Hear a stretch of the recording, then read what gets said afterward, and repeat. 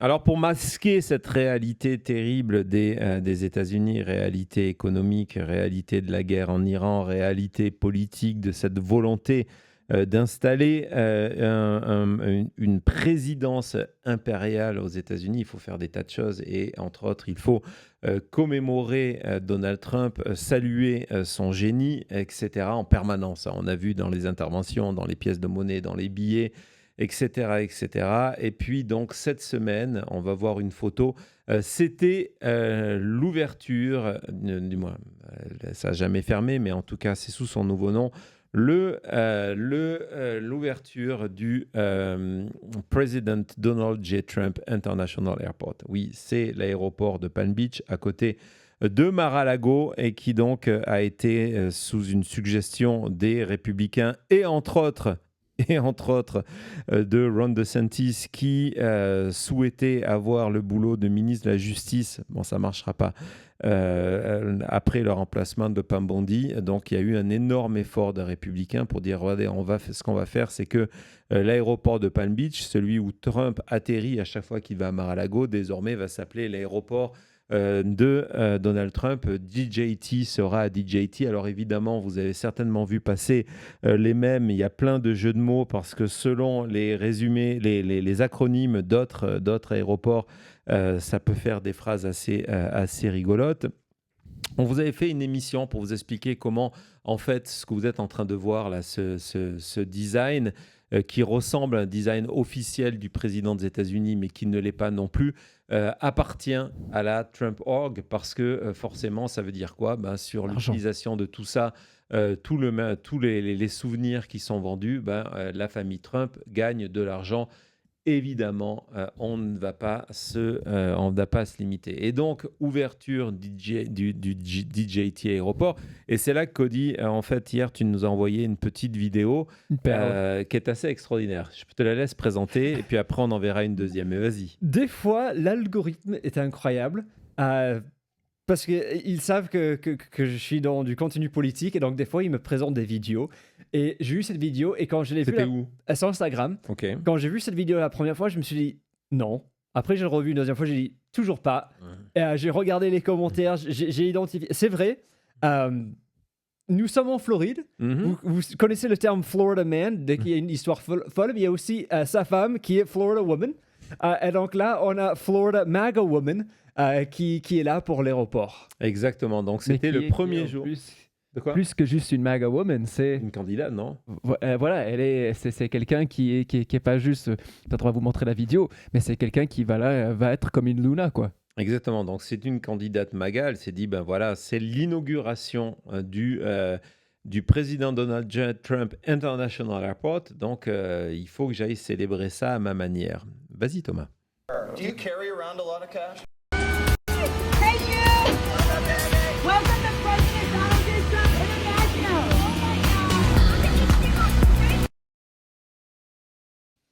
Voilà. Donc, comme c'est écrit, c'est le comité. Bon, il n'est pas officiel, hein, les camionnettes. Ouais, en disant voilà, je me suis transformé en comité non officiel de bienvenue à l'aéroport. Donc, moi, j'appelle tout de suite la police. Je dis que voilà, il y a une folle qui est au milieu du périph' elle a mis les couleurs MAGA, elle n'a pas mis la casquette de Alina Habba. Exactement. Donc, il faudrait l'arrêter. C'est pas légal. Voilà, c'est un danger public. Elle est en rouge et elle salue les gens en disant hey, bienvenue à l'aéroport Donald J. Trump. Hein, c'est fantastique. Voilà, merci Cody. J'ai fait ce que je peux. Bon, la vidéo est très courte parce que, justement, cette histoire d'aéroport, là, il n'y a pas tout le monde qui est content. Il n'y a vraiment pas tout le monde qui est content. Loin de là. Oui, c'est une Karen, exactement. Loin de là. Alors, c'est terrible parce que chaque fois que je dis Karen comme ça, on a une amie... La mère d'un ami à Cody qui s'appelle Karen. Oui, mais Karen, pas Karen. Karen. Karen. C'est pas... Karen. Voilà. Mais bon, dans tous les cas, non, j'avais une pensée pour eux. Salut si elle nous regarde. Non, mais pas une pensée comme ça. Et donc, on va regarder d'abord, Thomas, cet article sur les réactions sur l'ouverture. Ça a été rassemblé par deux sources, dont le Daily Beast, en disant, voilà, Désolé, celle-là, on va la voir plus tard. Excusez-moi. On va commencer, fais voir. Ah non, tu la passes. On va commencer sur Instagram. On était sur Instagram, donc on peut aller sur celle-là. Donc Instagram sur le site de l'aéroport a annoncé qu'ils étaient en train de se transformer en président Donald J. Trump International Airport. Et comment dire ça? Il y a eu un petit peu des réactions qui sont arrivées, dont celle-là, en disant, pour votre information, même si ça doit durer pendant 100 millions d'années, je n'utiliserai plus jamais votre aéroport. Alors, c'est d'une violence absolue. Je pense qu'on a un autre commentaire sur Instagram. Vous allez voir, c'est vraiment tout ça. Donc, en disant, non, je ne passerai plus par votre aéroport.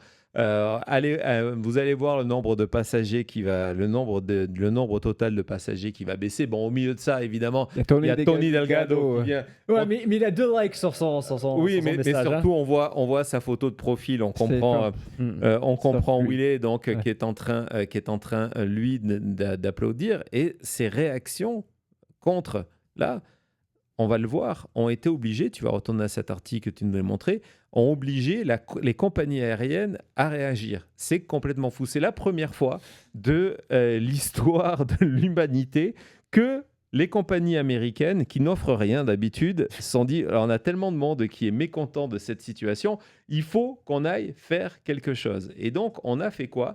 On est allé proposer des vols gratuits aux personnes qui devaient arriver à l'aéroport Donald Trump et qui ne veulent plus passer par l'aéroport Donald Trump, en leur disant, on vous propose gratuitement d'aller sur les 2 autres aéroports qui sont autour, celui de Miami ou celui qui est encore un peu plus proche, je crois que c'est Fort Wayne. On va voir, c'est un scoop qui vient de cette publication qui a publié le mémo en disant, c'est Fort Lauderdale, en disant, voilà, United qui est la compagnie principale qui dessert l'aéroport de Palm Beach. C'est beaucoup d'avions privés, on s'en doutait un petit peu, mais la compagnie principale, c'est United. Et United est obligé de proposer, et donc vous allez voir, il y a ce mémo qui a été partagé avec des extraits. Et la partie que je préfère, c'est le dernier paragraphe où le mémo propose des phrases, vous savez, ces phrases toutes faites lorsque vous êtes face à un service consommateur, hein, ce n'est pas des phrases qui sont improvisées, c'est des phrases qui sont pensées, écrites, etc., et qui sont fournies aux employés pour qu'elles puissent les utiliser. Et c'est exactement ça. Est-ce que tu peux, vas-y Thomas, nous dire cette dernière phrase qui est excellente? Si c'est vous la personne qui travaille et qu'au téléphone ou par email vous avez quelqu'un qui ne veut plus atterrir à DJT, vous pouvez dire je comprends que vous ne voulez plus atterrir à cet aéroport, on peut peut-être mettre à Fort Lauderdale ou Miami à la place, est-ce que c'est acceptable comme alternative? Donc voilà, on a une phrase toute faite gentille en disant je comprends que vous ne voulez pas atterrir à DJT. Non mais c'est quand même fou de penser qu'on doit faire ça, c'est que les gens ne veulent pas y aller, certaines personnes en tout cas boycottent et préfèrent du coup aller à l'aéroport, et il y a tellement de monde, on va continuer dans cet article, il y a tellement de monde que on est obligé de se coordonner avec ça en disant que normalement ça n'existe pas, soyons clairs. Les changements gratuits, évidemment. Les compagnies américaines, je sais que vous connaissez les compagnies françaises, à côté ce sont des enfants de cœur. Les compagnies américaines, si on peut vous faire payer l'oxygène à bord, on va vous faire payer l'oxygène. Et ce qui est excellent, c'est que cet autre site d'information qui s'appelle Notus, qui est assez intéressant, spécialisé sur la politique américaine, eux ont utilisé la loi de l'équivalent du Freedom of Information Act de Floride pour justement aller récupérer les plaintes officielles de personnes qui ont écrit. C'est pas simplement je vais poster un commentaire anonyme sur Instagram, c'est que je vais écrire officiellement à l'aéroport pour m'opposer avec mon nom, avec mon adresse, etc. etc. Et vous avez des extraits, donc ce sont les extraits des plaintes. Donc j'espère que tu vas recevoir vous allez recevoir sur la gueule plein de sacs à vomi. Parce que à mesure que les gens passent à côté et voient le panneau, parce que le problème c'est ça, c'est que vous allez voir sur l'autoroute, résultat maintenant à quoi ça ressemble. Voilà, il y a écrit le nom de Donald Trump de partout. Vous avez l'ancien derrière qui a toujours pas été corrigé, où c'était Palm Beach, hein, on voit, donc ça a été changé. Donc vous avez toute une série de commentaires comme ça qui sont donc à travers le Florida Public Records Act, donc qui sont extrêmement tendus, extrêmement, certains sont à la limite avec une forme d'agressivité en disant que je vais aller sur d'autres aéroports. Vous voyez, donc les gens l'annonçaient et c'est ce que propose United en disant voilà, je vous écris pour vous assurer que je ne passerai plus jamais par votre aéroport, plus jamais. Vous avez perdu 100% de mon business, de ma famille, etc. C'est ignoble ce que vous avez fait.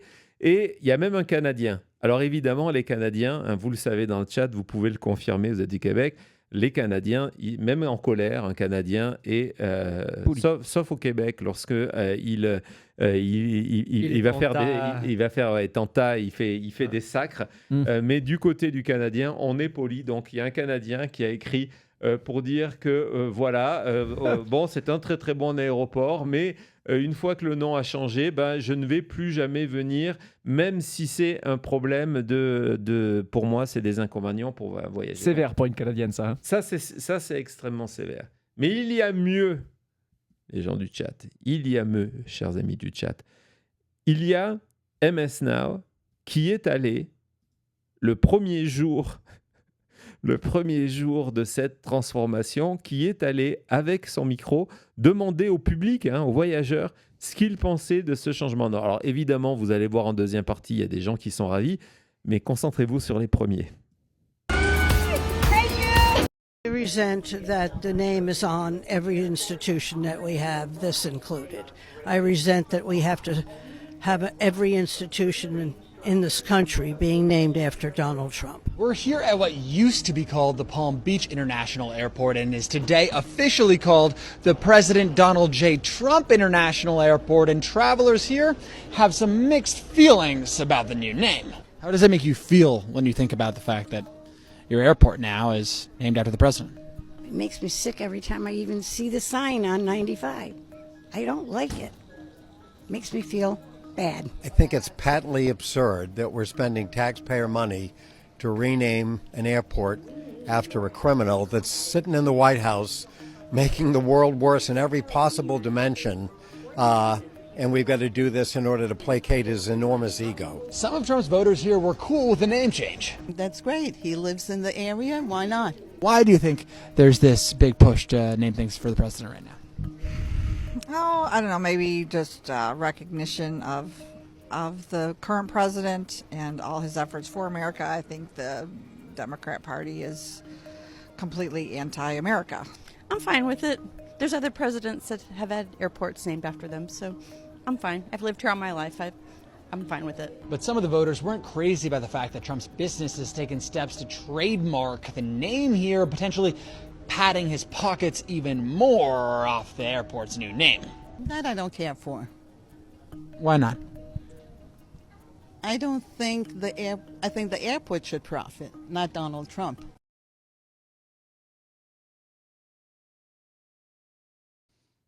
Ouais, alors, ce qui est intéressant dans cette vidéo, il y a pas mal de choses. Donc, vous avez vu les opposants comme ils sont strongly opposed, hein, comme on dit. C'est une réalité des sondages où on se rend compte. Et notre ami Jean-Marc Léger nous avait signalé ça, de regarder désormais les personnes qui avaient une opinion ferme sur le sujet.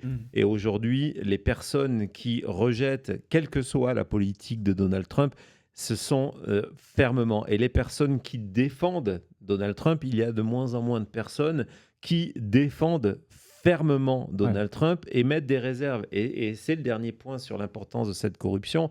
Vous l'avez vu, cette dernière supportrice de Donald Trump, elle dit « Ouais, mais bon, dès qu'on les informe qu'en fait, c'est Donald Trump qui va s'enrichir sur cet aéroport-là, tout de suite, moi, je suis pas vraiment pour ça. Ouais, j'aime pas cette idée. C'est l'aéroport qui devrait gagner de l'argent. et pas Donald Trump. Et donc cette vidéo, pour moi, elle est aussi le symbole de cette Amérique qui est en train de changer. Oui, non, c'est certain. En plus, le problème, c'est ça pour ces gens de Trump, c'est qu'il y a tellement de choses maintenant qui sont complètement inacceptables et que même eux n'auraient pas accepté, ils ne devaient pas accepter pendant Trump 1, qu'on est arrivé au point où soit tu es à 100% indoctriné, culte, sectaire, tout ça, et voilà, tu prends tout, mais sinon, tu es obligé de mettre une réserve sur certaines choses. Et c'est devenu le nouveau normal. Maintenant, les MAGA qui se défendent, on les voit dans plusieurs de ces interviews, même au rallye américain, tout ça. À la place d'être juste rarara 100% MAGA, il y a maintenant de plus en plus, ouais, j'adore Trump, je suis pour Trump. Ouais, ça par contre, c'est moins cool. Ouais, sur le dossier Epstein, je suis déçu. Oui, sur l'économie, je vais pas très bien en ce moment.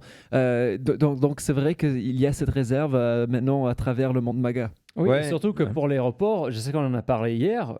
Le problème, c'est que la plupart des MAGA ne voyagent pas et donc n'ont même pas un passeport. Donc, ils ne peuvent pas aller visiter le Donald John Trump aéroport. Donc, les gens qui vont apporter leur business, c'est des gens qui sont d'habitude pas les Trumpistes. Non, exactement. Et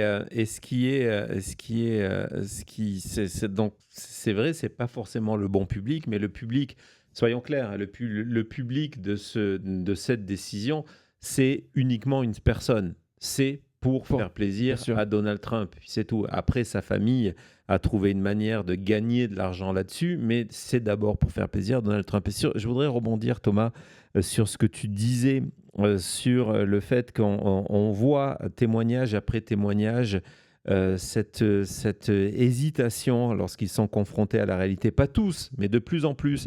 Lorsqu'ils sont confrontés à la réalité, il y a une vidéo qui est devenue virale, que je vous avais sélectionnée, puis finalement je suis parti sur un autre sommaire, qui est dans le Maine, qui est cet Américain MAGA, qui a articulé, qui parle comme il faut, etc. Il n'y a pas de problème, qui vient sur les lieux où la personne a été tuée. Et donc, il a cette position en disant ben moi, j'ai rien contre les étrangers, je suis absolument pas raciste, on descend tous d'étrangers, etc., etc. Si tu as fait le processus pour rentrer légalement, tu peux travailler ici, il n'y a aucun problème par ça, je ne veux pas qu'on t'expulse. Mais par contre, ce qui se passe aussi, c'est, en parlant de la mort de ce jeune Colombien, c'est un message qu'on envoie, si tu ne passes pas le processus, si tu ne respectes pas les règles, si tu es là de manière illégale, ce sont malheureusement des choses qui peuvent arriver. Et là, et j'ai trouvé que c'était très bien de la part de la personne qui filme et qui discute avec lui, qui est une vaguelette, et cette vaguelette, il dit non mais attends, tu n'as pas les bonnes informations. La personne qui a été tuée par ICE, elle était là légalement, elle avait les papiers, elle avait un numéro de Social Security, et en plus de ça, elle n'était même pas recherchée, elle n'avait commis aucun crime. Et là, on voit la tête de ce gars-là qui dit mais c'est vrai. Et donc, on lui donne plus d'informations et il dit alors, la personne qui a été tuée était là de manière légale. Je ne savais pas qu'on faisait ça, mais c'est terrible.